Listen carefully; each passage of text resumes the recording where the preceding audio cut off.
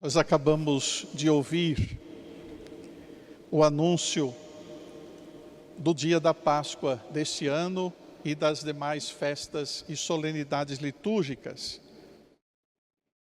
E ela inicia dizendo, proclamando: a glória do Senhor manifestou-se e há de manifestar-se no meio de nós até a sua vinda no fim dos tempos. Pois bem, hoje, festa da Epifania, é Páscoa também. É dia da manifestação da sua glória.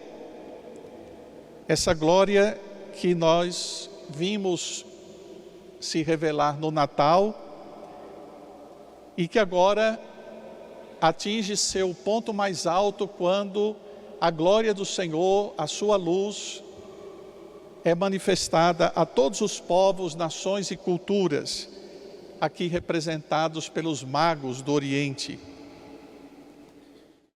Pois bem, meus irmãos, esses estudiosos, esses astrólogos, melhor do que reis, eles na verdade eram cientistas, se é que a gente pode chamar nessa época, que o máximo de ciência que havia era a astrologia. Esses homens que se dedicavam ao estudo das estrelas e do céu, representam hoje toda a humanidade, para a qual a luz do Senhor se manifestou, Cristo Jesus.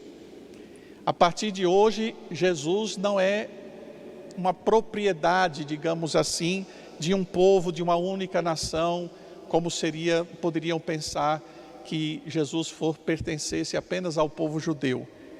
Com o seu nascimento, todos podem acessar a Deus, todos podem conhecer a Deus, podem ouvi-lo, tocá-lo, senti-lo, vê-lo. E São Paulo, justamente na segunda leitura de hoje, nos faz essa jubilosa constatação. Nós somos privilegiados, diz Paulo, porque nós vimos o mistério de Deus. Deus mostrou para nós o que os nossos antepassados tanto desejaram. Abraão, Moisés, Isaías, Ezequiel, Judite, Esther, tanto quiseram ver. Quem viu fomos nós. Nós vimos, nós contemplamos a sua glória. Maria viu, José viu, os pastores viram, os discípulos viram, os apóstolos viram.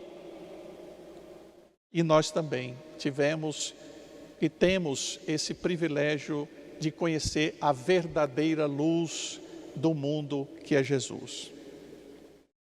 Mas eu quis agora com vocês, quero na verdade, buscar compreender o sentido desta solene festa de hoje, que vocês viram, chama-se Epifania, cuja palavra significa manifestação, Epifania do Senhor, mais tradicionalmente chamada de Festa dos Reis Magos. O que nós podemos aprender com esta festa? Eu pensei em 4 coisas. Em primeiro lugar, ninguém vai encontrar Jesus para adorá-lo se não sair do seu lugar. Vejam, os sábios que viajaram quilômetros para ver Jesus eram distantes, eram de longe. Eles nem pertenciam ao povo judeu, eram considerados pagãos, povos que adoravam outros deuses. Mas eles estão sabendo, pelo estudo que fizeram, que uma nova estrela estava aparecendo e que ela marcaria o nascimento do rei dos judeus. E aí a gente fica perplexo até, não é?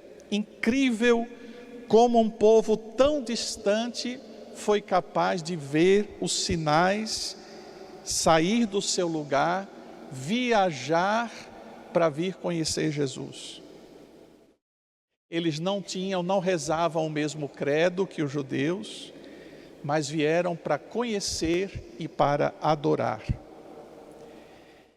E é bonito ver, não é, que o estudo, o conhecimento deles das estrelas, do céu, fizeram eles buscar a Deus. Vocês sabem, nem todo estudo, nem todo conhecimento leva a gente a buscar a Deus. Mas é muito feliz o homem ou a mulher dedicado aos estudos, que fez faculdade, que se aprimorou na inteligência, que conhece as coisas, o dia que ele descobre que Deus existe. Muda tudo, muda totalmente a perspectiva da vida. E é interessante como a ciência, quanto mais ela avança, mais ela vai se dando conta de que há algo que ela não consegue dar conta. Ela vai reconhecendo esse caminho. Há muitos cientistas hoje, alguns evidentemente ainda céticos, ateus, que não acreditam em Deus, mas muitos já entendem que há algo de extraordinário que mantém o universo. Alguns já nem veem tanto problema como em tempos passados em falar abertamente em Deus. Que bom, né, que a ciência está podendo reconhecer isto. Mas vejam, volto à questão. Eles conheciam e porque conheciam, mesmo distantes, saíram de onde estavam e foram lá buscar Deus. Não adianta, se você não estiver disposto a sair do seu lugar para ir buscar Deus, você não vai encontrá-lo, portanto também não vai adorá-lo. Em segundo lugar, nós aprendemos com a festa de hoje o lugar certo para encontrar Jesus. Vocês viram que no primeiro momento, quando os magos chegaram a Jerusalém, eles foram para onde? Foram para o palácio de Herodes. Imaginaram, bom, o menino vai nascer em Jerusalém, vai ser o rei dos judeus. Onde é que eu vou encontrar? Provavelmente lá no palácio. Eles chegam diante de Herodes e perguntam: onde está o menino? Onde está o rei dos judeus? Nós viemos aqui para buscá-lo. Mas ele não estava lá. Ele não estava no palácio. Quem estava lá no palácio, no trono, era Herodes, que segundo o Evangelho, a partir daquele momento fica perturbado. Que história é essa de um menino que quer ser rei? Vai tomar meu trono, vai ficar no meu lugar. E aí o que Herodes faz? Chama o grupo de estudiosos, os consultores da Bíblia, chama os sumos sacerdotes e os doutores da lei. E começa a perguntar a todos eles: escute, é verdade, tem essa história mesmo, esse menino vai nascer, ele vai tomar o poder, ele é o rei dos judeus? E os sacerdotes e os doutores da lei, os estudiosos dizem: é exatamente isso, está lá na escritura. E tu, Belém, jamais será uma cidade tão pequena, porque em ti nascerá o Salvador, etc, etc. Confirmaram a tese dos magos, aqueles que conheciam bem a Bíblia. Mas, gente, tem alguma coisa estranha aqui. Como é que esses homens que estavam em Jerusalém, que conheciam tanto as Escrituras, você sabe quantos quilômetros é de Jerusalém até Belém? 8 quilômetros, 8. Como é que esse povo todo, que se dizia tão sábio, entendedor da Bíblia, tão inteligente, doutores da lei, leram e não foram lá em Belém ver o menino? Os de perto, os de casa, os que estão sempre ali, foram incapazes de enxergar o que estava diante do nariz deles. Pois é, isso também tem uma lição, porque a vida já nos ensinou uma vez que os de perto, às vezes, são os que mais têm dificuldade de entender as coisas e de agir. Precisou que alguém viesse lá do Alto Oriente, de longe, que nem era judeu, nem conhecia a Bíblia, para dizer que eles estavam ali para conhecer o que estava debaixo do nariz dos outros que estavam perto. É inacreditável, mas o Evangelho está querendo dizer alguma coisa. Aqui tem algo muito sério. Não adianta conhecer a Bíblia se a gente não se dispõe a conhecer aquele que a Bíblia fala, sobre aquele que a Bíblia fala. Não adianta só conhecer a palavra, tem que ir atrás daquele que a palavra anuncia. Muitos, por exemplo, se dizem cristãos, católicos, mas não saem de sua casa, não saem do seu comodismo, não se compromete com sua comunidade, não vêm à missa, não encontram Jesus no irmão, portanto, não saem. Até leem a Bíblia em casa, mas não saem, não vão ao encontro daquele que a Bíblia anuncia. Vejam, mostra mais uma vez que o conhecimento apenas não basta. Ninguém mais conhecia as Escrituras do que os sumos sacerdotes e os doutores da lei. Mas eles nunca tiraram o pé de Jerusalém para ir até Belém. E veja se na vida não é a mesma coisa. A gente só sai de casa se valer a pena. A gente só sai de casa de ônibus para ir a uma praia se valer a pena. Muitos, por exemplo, viajam dias para assistir a um show de sua banda favorita e depois ficam 2, 3 dias na fila para pegar o melhor lugar. O que faz essas pessoas fazer esse sacrifício? Porque amam, porque gostam, porque isso aqui motiva elas a deixar o emprego, encontrar uma licença, viajar. Aí a igreja é do lado da sua casa e você no domingo não consegue se levantar para ir lá. Do lado. A pergunta é, não tem motivo? Não há motivação para isso? Terceira lição que os magos nos deixam. O Evangelho disse que depois de eles ouvirem o rei, partiram. A estrela ia guiando e quando ela parou onde? Em cima da casa onde estava o recém-nascido. É interessante porque o presépio, ele mistura tudo na mesma cena. Geralmente os nossos presépios têm o menino, a Sagrada Família, Maria e José, tem os pastores e às vezes tem alguns presépios que trazem os reis magos. Mas atenção, os reis magos não chegaram no dia do nascimento. Eles já encontram Maria na casa com o menino. Maria já estava em casa, não estava no estábulo ainda. Mas tudo bem, é uma licença poética permitida aos nossos presépios. E diz o Evangelho que quando eles chegaram na casa, o que foi que eles viram? A mãe com o menino no colo. Só esta cena. Não viram mais nada. Uma mãe com o menino no colo. E diz o Evangelho que eles se encheram de alegria. Se ajoelharam, adoraram e deram presentes. O que isso ensina para a gente? Que Deus, quando se manifesta em coisas simples. Numa mãe segurando o filho no colo.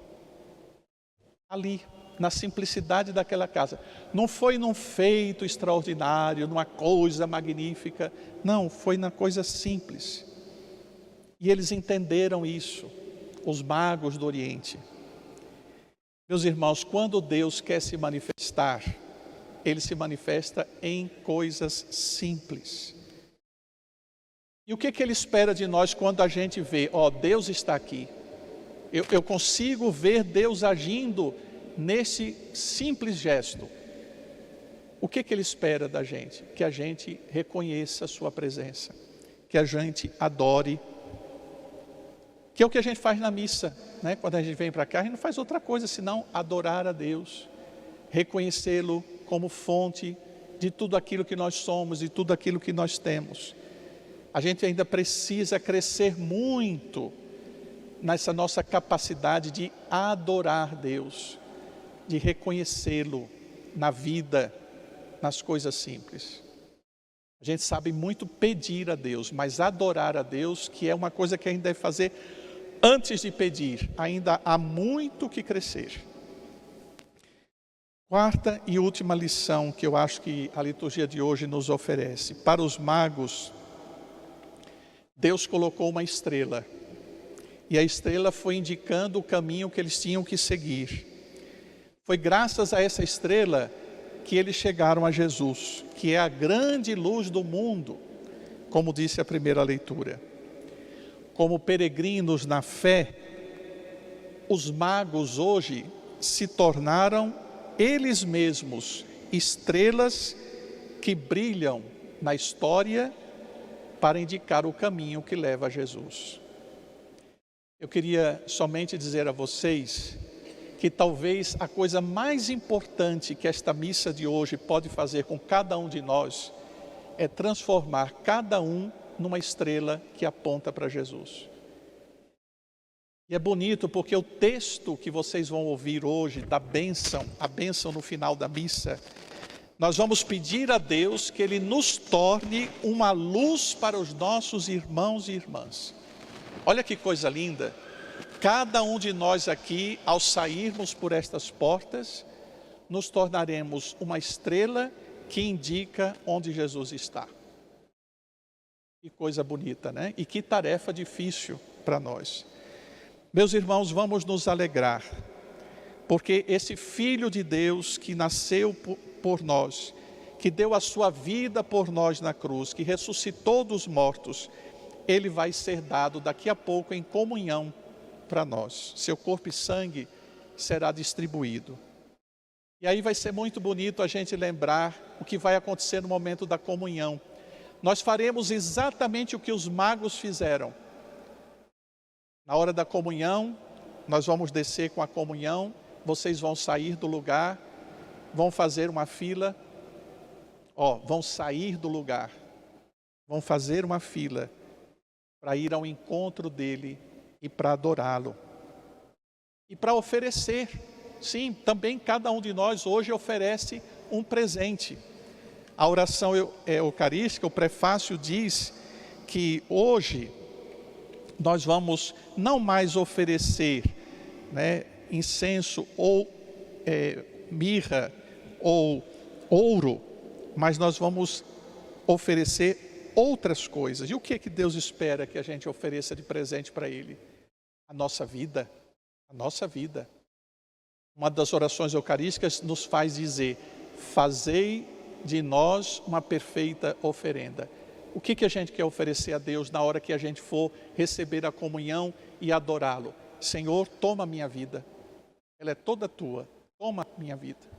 É isso que a gente vai dar de presente a nosso Senhor hoje, quando nos encontramos com Ele nesta celebração.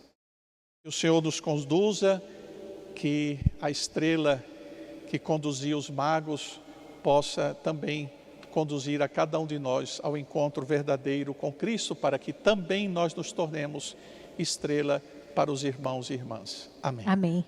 Este programa teve o apoio dos nossos benfeitores. Seja você também um benfeitor e evangelize conosco. Ligue agora, 0 operadora 11 42 00 80 80.